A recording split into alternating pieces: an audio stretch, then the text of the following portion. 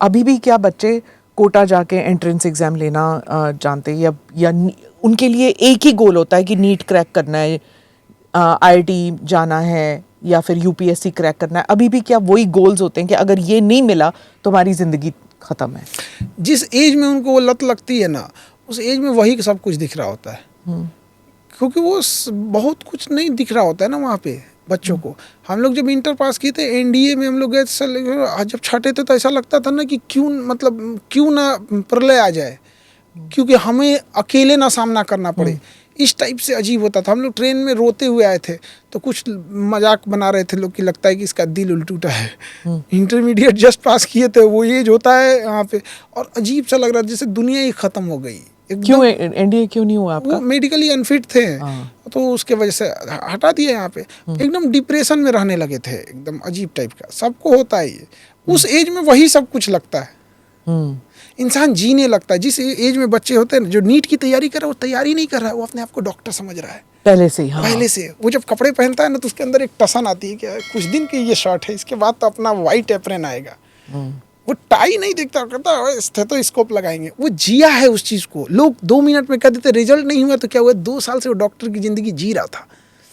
वो प्लास्टिक की कुर्सी पे बैठ के पढ़ने वाला बच्चा, वो देखता है जब वो JEE की तैयारी करता है ना, इंजीनियरिंग का, तो देखता है मेरा चक्का लगा कुर्सी रहेगा, फर्स्ट क्लास का केबिन रहेगा, कोई आके बोलेगा मे आई कमिंग सर, ये प्रोजेक्ट रिपोर्ट है, चलिए सर बोर्ड मीटिंग में देख लेते हैं यहाँ पे। वो जी रहा है उस ज़िंदगी को। तो वो जब उसका नहीं होता है ना, तो उसका रिजल्ट, उसने ज़िंदगी जीना शुरू कर दिया उस चीज़ को।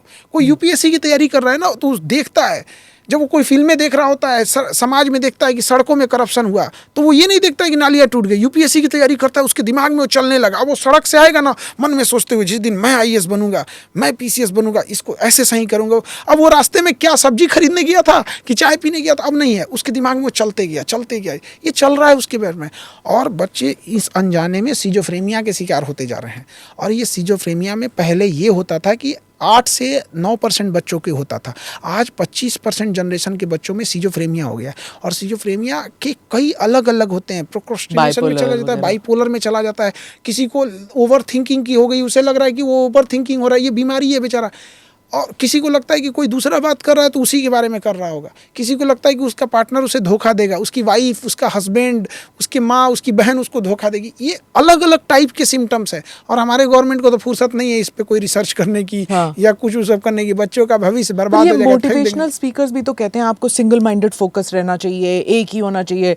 जैसे अर्जुन का कॉन्सेंट्रेशन वो मछली की आंख पे था, आपका भी JEE पे होना चाहिए या नीट पे होना चाहिए, सिंगल माइंडेड फोकस। और फिर पिक्चरें भी निकलती हैं वो सिंगल माइंडेड फोकस का फोकस तब था जब तीर होता था। हाँ। अब बम का जमाना है, ना मछली बचेगी, ना आंख बचेगा, ना वो टारगेट बचेगा, उड़ा देगा पूरा का पूरा यहाँ पे।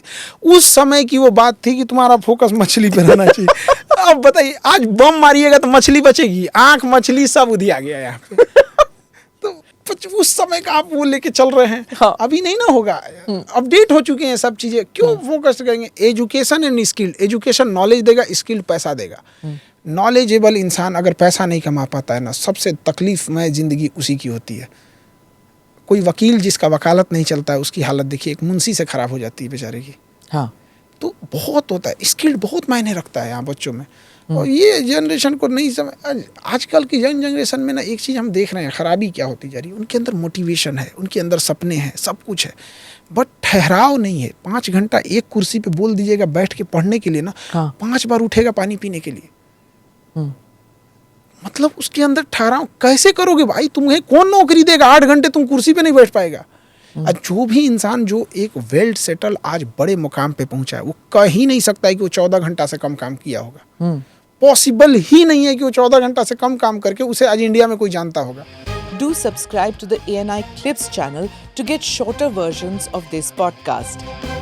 Click here to watch the full episode.